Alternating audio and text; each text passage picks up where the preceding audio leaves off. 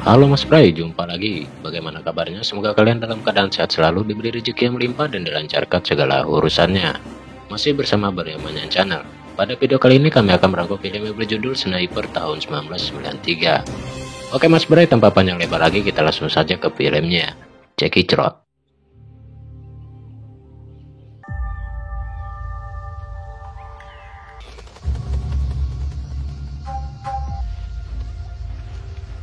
Film dibuka dengan diperlihatkan seorang sniper yang bernama Thomas Pickett.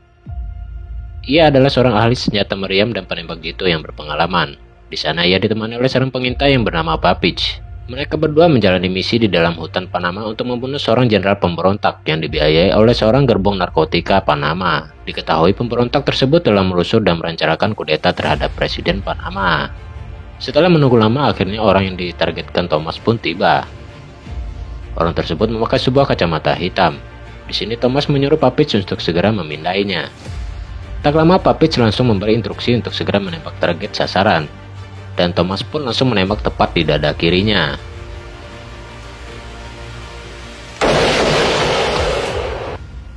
Jelas hal tersebut membuat semua kelompok itu terkagetkan.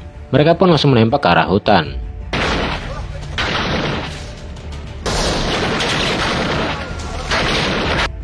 Kemudian Thomas dan Papich langsung bergegas pergi dari tempat tersebut. Setelah berada di posisi aman, mereka pun langsung menunggu malam tiba untuk menunggu penjemputan. Di mana saat malam hari mereka akan segera diekstrasi dari kawasan hutan tersebut. Namun tidak diduga mereka berdua dikagetkan dengan kedatangan seorang heli. Entah alasan apa mereka malah menjemput Thomas dan Papich di siang hari. Tidak bisa berbuat apa-apa, mereka berdua langsung mencari posisi yang aman untuk segera naik helikopter. Saat sedang mengambil helikopter, di sana Thomas merasa seperti ada seseorang yang sedang mengintai mereka berdua. Dan insting Thomas pun memang benar. Di sana memang ada seorang sniper yang mengintai mereka di balik semak-semak. Setelah helikopter mendarat, Thomas pun langsung berlari menghampiri heli. Sedangkan Papich mengawasi keadaan sekitar. Dan saat Thomas akan naik heli, tiba-tiba sniper musuh berhasil melumpuhkan Papich. Melihat temannya ditembak, Thomas pun ingin segera menyelamatkan Papich, namun segera dicegah oleh kru heli. Para kru mengatakan kau tidak usah membantunya, karena mungkin Papich sudah tewas. Namun Thomas yang masih memegang teguh persahabatan bersikeras ingin menyelamatkan temannya. Tapi naasnya sniper musuh meluncurkan tembakan kedua, sehingga membuat Papich benar-benar tewas.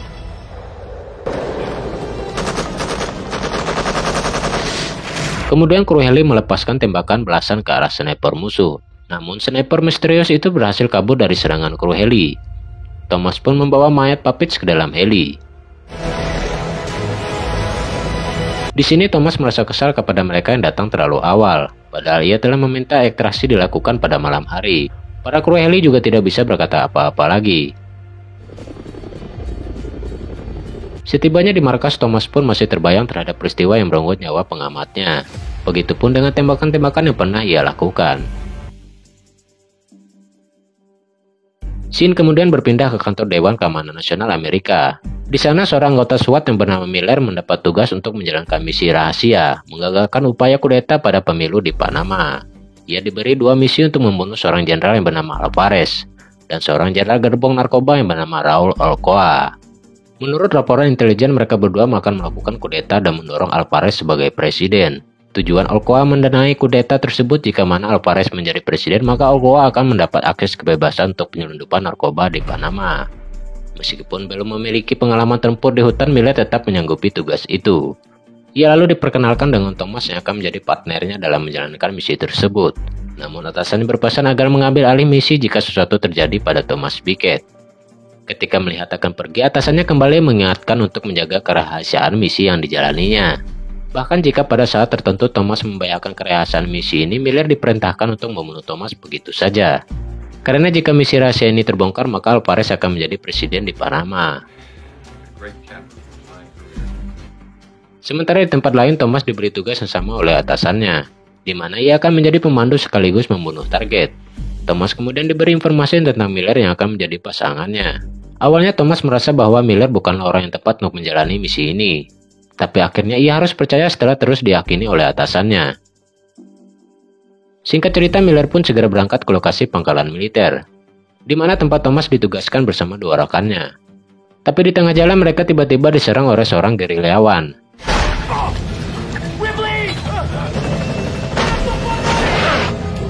Miller yang saat itu dalam posisi terdesak segera mengambil senapannya. Sementara itu korban terus berjatuhan. Dibantu dengan kru helikopter yang menyerbu gerilyawan itu dengan senapan mesin, Miller di sana berhasil mendapatkan bidikannya. Namun anehnya ia merasa seperti keberatan untuk menarik pelatuk. Sepertinya ia tidak memiliki nyali untuk menembak. Mungkin dikarenakan ia belum pernah menembak manusia. Meskipun Miller adalah seorang peraih emas dalam kejuaraan menembak di Olimpiade tahun 88. Ia pun segera mengurungkan niatnya untuk menembak gerilyawan itu. Sementara gerilyawan itu berbalik dan menembaki kru heli yang sedang menembakinya. Alhasil mereka sama-sama tertembak dan meregang nyawa. Pilot heli yang tidak melihat kejadian sebenarnya mengira bahwa Miller lah yang menembak gerilyawan tadi. Dengan senapan snipernya, sontak Miller juga tiba-tiba mengakuinya dan berusaha menyembunyikan tekanan yang ia alami. Sesampainya di pangkalan marinir, salah seorang anggota mencoba menakuti Miller dengan menyuruhnya memperhatikan kondisi doktek yang dimiliki oleh Thomas. Hal itu menjadi tanda bahwa akan pengamatnya yang gugur saat dalam menjalankan misi bersamanya. Sementara anggota lain mengajaknya untuk berjudi. Namun Thomas segera datang untuk menemui Miller dan memberi arahan terkait banyaknya perlakuan di asrama militer itu. Keesokan harinya misi mulai dijalankan. Mereka berangkat menuju lokasi dengan menumpang kereta api dan dilanjutkan dengan menyusuri hutan belantara Panama. Di tengah perjalanan, Thomas pun mengangkat pembicaraan tentang omongan dari pilot heli yang mengatakan bahwa Miller telah melakukan suatu tembakan pada gerilyawan. Meskipun di sini Thomas masih kurang percaya dengan kejadian itu. Namun Miller juga menjawab bahwa dirinya juga tidak menyangka hal itu bisa terjadi. Saat mereka sedang melewati sungai, terlihat bahwa Miller memang sangat tidak terlatih untuk melewati medan yang mereka susuri. Di sisi lain, Miller juga merasa lebih jumawa dikarenakan dirinya menerima instruksi langsung dari NSC, yang berarti ia tidak wajib mengikuti instruksi dari Thomas Beckett. Namun pergerakan mereka telah diintai oleh sekelompok orang yang mendiami hutan tersebut. Ketika mereka berjalan di medan yang agak curam, Miller tiba-tiba terperosok hingga jatuh ke dalam sungai. Hal itu membuat Thomas menilai Miller sedang belajar. Padahal sebelumnya Miller mengakui ia pernah ditugaskan di hutan tergelap di Carolina Utara. Setelah berjalan cukup jauh, Miller lalu protes terhadap Thomas yang selalu melenceng dari jalur yang seharusnya mereka lewati. Karena Miller telah mendapat peta jalur yang spesifik dari NSC sebelum ia berangkat. Namun Thomas beranggapan bahwa tidak ada yang lebih paham mengenai situasi dan kondisi di hutan tersebut selain dirinya jika dibanding dengan orang-orang yang berada di Washington itu. Ia pun melanjutkan perjalanan sembari menyuruh Miller untuk mengubah arah. Hingga mereka tiba di suatu tempat yang konon dulunya adalah Hotel Eropa. Namun secara tiba-tiba Miller tidak berkutik ketika dirinya diancam senjata oleh penduduk asli hutan tersebut. Melihat itu, Thomas berkata kepada Miller untuk tidak melawan. Mereka adalah orang Indian yang juga memiliki agenda yang sama, yaitu membunuh pimpinan pemberontak. Setelah mereka berdua berbincang-bincang, Thomas dan orang Indian itu akhirnya memutuskan untuk saling bekerja sama. Thomas akan membantu menembak target mereka yang bernama R.C. Rocano. Sedangkan kelompok Indian itu akan membantu mereka berdua melewati patroli pemberontak menuju ke markas Alvarez dengan mudah. Namun Miller merasa keberatan. Ia tidak setuju dengan langkah Thomas. Menurutnya, R.C. Rocano tidak termasuk dalam daftar misinya. Lagi-lagi Thomas ingin kesempatan itu sebaiknya dimanfaatkan oleh Miller. Tujuannya untuk membuktikan bahwa dirinya memang layak menjalankan misi tersebut. Ia masih belum mempercayai Miller yang telah menembak gerilyawan dari helikopter. Thomas menambahkan dirinya telah menerima berbagai informasi intelijen bahwa Alvarez dan Raul Alcoa akan mengadakan pertemuan di rumah Alvarez, sehingga mereka akan menemukan dua target sekaligus.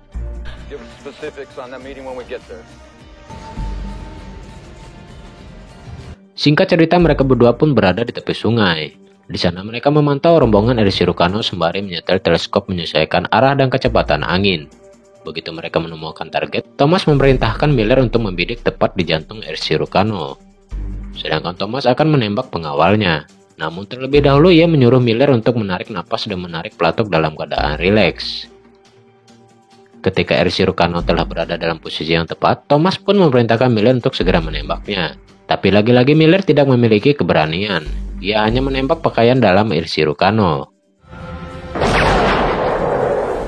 Miller mencoba melepaskan tembakan yang kedua kalinya, namun ternyata ia meleset. Melihat hal itu, Thomas segera menembak tentara pengawal R.C. Rocano. Seketika itu juga kelompok pemberontak membalas tembakan mereka dengan tembakan yang membabi buta. Mereka pun akhirnya segera pergi dari tempat itu. Kemudian Thomas menanyai Miller mengenai tembakan yang barusan ia lakukan. Hal itu tentu sangat memalukan untuk disebut sebagai penembak jitu. Namun lain halnya dengan Miller, ia justru mengaku telah berhasil menembak mati sasarannya. Hal itu membuat Thomas semakin mengetahui bahwa Miller hanyalah orang yang bermulut besar. Dari peristiwa tembak-menembak tadi rupanya telah memakan seorang korban dari orang Indian. Karena mereka gagal memenuhi target dan justru memakan korban dari teman mereka, para orang Indian itu memutuskan untuk tidak membantu mereka berdua juga. Akhirnya mereka berdua meneruskan perjalanan. Saat mereka sedang duduk istirahat, tiba-tiba mereka mendengar suara tembakan senapan.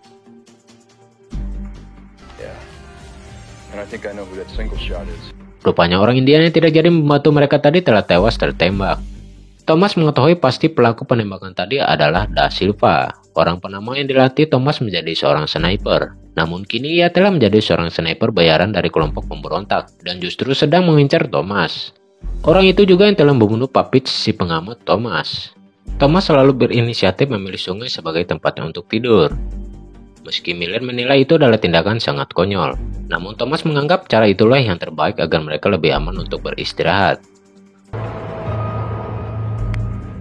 Keesokan harinya mereka melanjutkan perjalanan menuju sebuah rumah pendeta yang merupakan informan mereka. Namun sesampainya di rumah pendeta itu mereka berdua menemui sang pendeta yang sudah tidak bernyawa. Miller lalu mengajak Thomas untuk segera kembali dikarenakan informan mereka telah mati.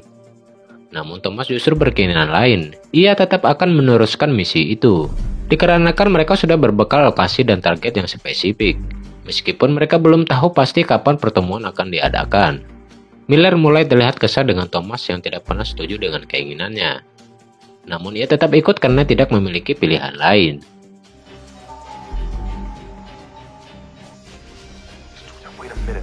Malam harinya Thomas menyuruh Miller untuk tidur terlebih dahulu biar dirinya yang akan berjaga.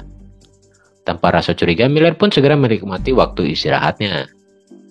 Ternyata momen itu dimanfaatkan oleh Thomas yang memancing Da Silva yang sedang mengincar dirinya.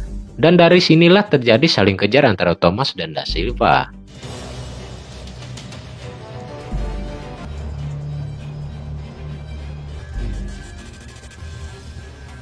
Singkat cerita, Thomas berhasil menipu Da Silva dengan menggunakan pisau belati yang dicelupkan di permukaan air. Dan dari situlah Thomas membunuh sniper bayaran itu dengan satu tembakan mautnya.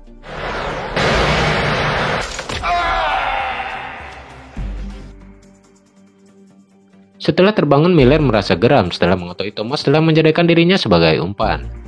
Namun Thomas menjelaskan bahwa Miller sama sekali tidak dalam bahaya, karena Da Silva hanya mengincar dirinya. Singkat cerita, mereka pun tiba di perkampungan tempat kediaman Alvarez. Thomas mengatur siasat dan memerintahkan Miller yang melakukan eksekusi seraya menekankan agar kali ini Miller tidak lagi ragu untuk menembak. Thomas bahkan menggertak Miller agar tidak lagi melakukan tindakan yang mengecewakan. Namun bukannya takut, Miller malah balik menggertak Thomas. Ia lalu bergerak mengendap-endap mencari posisi terbaik untuk menembak.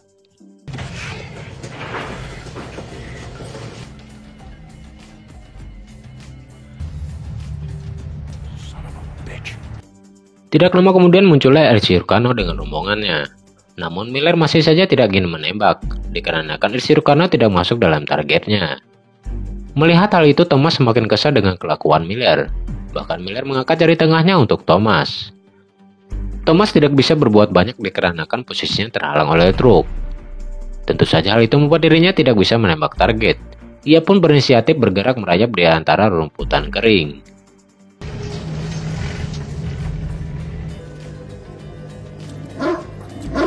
Singkat cerita, hari pun berganti malam. Di sana mereka belum melakukan apapun. Namun sialnya anjing pelacak peliharaan mereka mengenduk pergerakan kedua sniper itu, terutama Thomas yang posisinya sangat dekat dengan mereka. Anak buah Alvarez kemudian menyisir sekitar perkarangan rumah. Merasa dirinya dalam bahaya, seketika itu juga timbul ide Thomas. Ia meraih kotoran kuda yang ada di dekatnya. Alhasil tindakan Thomas tadi mampu mengecoh penciuman sang anjing.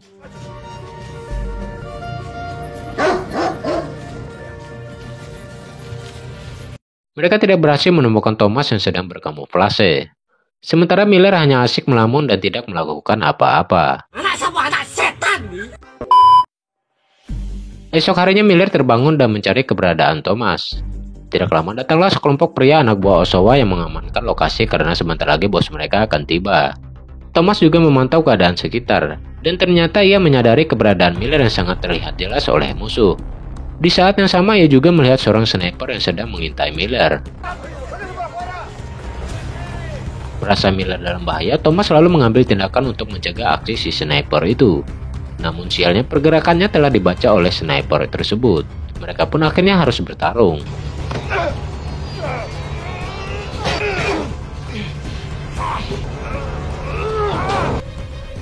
Sementara itu Okoa juga telah datang dengan heli pribadinya. Alvarez lalu menyambut Okoa dengan ditemani istrinya. Miller tidak ingin menyia-nyiakan kesempatan itu. Ia lalu memilih Okoa sebagai target pertamanya, meskipun itu sangat berat dilakukannya. Miller lalu menghitung mundur dan menembak tepat di jantung Okoa.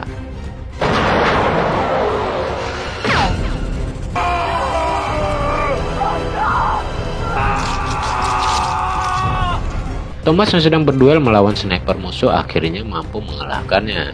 Ia lalu meraih senapannya dan membidik Alvarez. Namun sayangnya aksinya itu digagalkan oleh Ershiro Kano. Thomas dan Miller akhirnya memutuskan untuk masuk ke dalam hutan. Di sini mereka berdua pun terpisah. Entah mengapa di sini Miller merasa bersalah telah melakukan pembunuhan. Begitu mereka berdua bertemu, akhirnya Miller mengaku ia tidak sanggup lagi menjalankan misi itu. Mereka pun terlibat cekcok dan dilanjutkan dengan adu jotos. Perkelahian mereka tiba-tiba dihentikan dengan kedatangan anak buah Alvarez. Kemudian mereka saling mengamankan diri. Thomas terkena tembak pada lengan kirinya dan melanjutkan mencari Miller.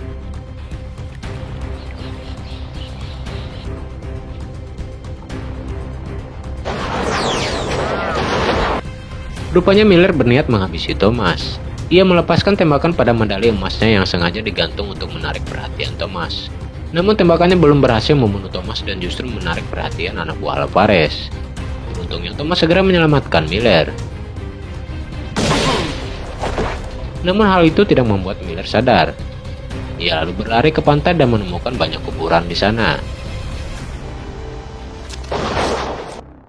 Tanpa sadar ia menembak bayangannya sendiri. Hal itu membuat ia kehabisan peluru. Thomas kemudian muncul dan perlahan mendekatinya. Miller terlihat pasrah apapun yang dilakukan Thomas pada dirinya. Ia bahkan menyuruh Thomas untuk segera menarik pelatuknya.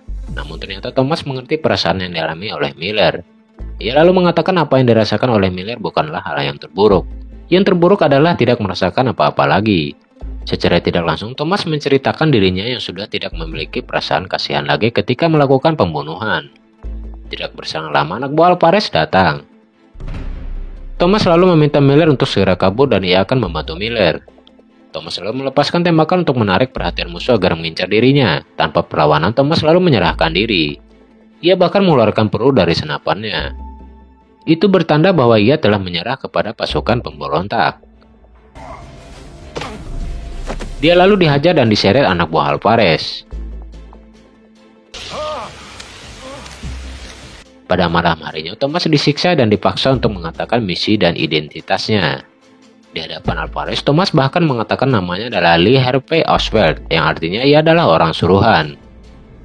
Ershiro Kano lalu mengambil alih Thomas, yang mengaitkan kawat pada jari telunjuk Thomas kemudian memelintirnya sembari terus bertanya perihal identitasnya. So where'd you leave your partner?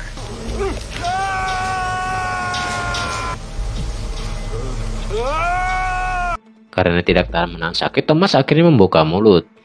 Di sisi lain, Miller datang dengan berbekal peluru yang dijatuhkan Thomas untuk menyerahkan diri pada pasukan pemberontak. Ia mengendap-endap mendekati gubuk di tempat Thomas disiksa. Di balik dinding ada Alvarez yang sedang menunggu Ershiro Kano yang sedang menginterogasi Thomas. Dan dari situlah Miller menancapkan pisaunya tepat mengenai leher Alvarez. Misi membunuh Alvarez pun selesai. Kini tinggal Ershiro Kano yang masih asik menyiksa Thomas. Thomas lalu membisiki Miller untuk melakukan tembakan dan membunuh dirinya juga. Melihat Thomas berbicara sendiri, Ershiro Kano lalu mendekati Thomas dan menyuruhnya untuk mengulangi perkataannya. Ia pun berbalik mengikuti arah pandangan Thomas. Dan tiba-tiba seketika dirinya terkena tembakan oleh Miller. Miller lalu bergerak cepat menyelamatkan Thomas dan segera pergi dari tempat itu. sementara anak buah Alvarez berdatangan mengejar mereka. Dari kejauhan tim penjemputan juga telah datang. Tanpa hambatan apapun mereka berhasil mencapai heli dengan selamat dan pergi dari tempat tersebut. Meski telah kehilangan jari telunjuknya, setidaknya Thomas masih bersyukur Miller datang tepat waktu untuk menyelamatkannya. Akhirnya mereka pun meninggalkan kawasan hutan tersebut. Oke Mas Bray, itulah akhir seluruh film Sniper tahun 1993. Pelajaran yang bisa diambil dalam film ini adalah bahwa orang yang telah menolong Anda saat Anda kesusahan itulah orang yang akan terus berbuat baik kepada Anda. Maka Anda harus berbuat baik kepadanya dikala situasi Anda sedang baik-baik saja, karena mereka akan senantiasa membantu kita. Namun jika tidak mengapresiasi mahalnya persahabatan, maka tunggulah hari kesusahanmu nanti. Oke Mas Bray, hanya itulah yang bisa saya sampaikan. Jika ada kesalahan, kritik maupun saran silahkan tulis di kolom komentar. Sekian dari Boneo Manyan, undur diri dan mengucapkan terima kasih.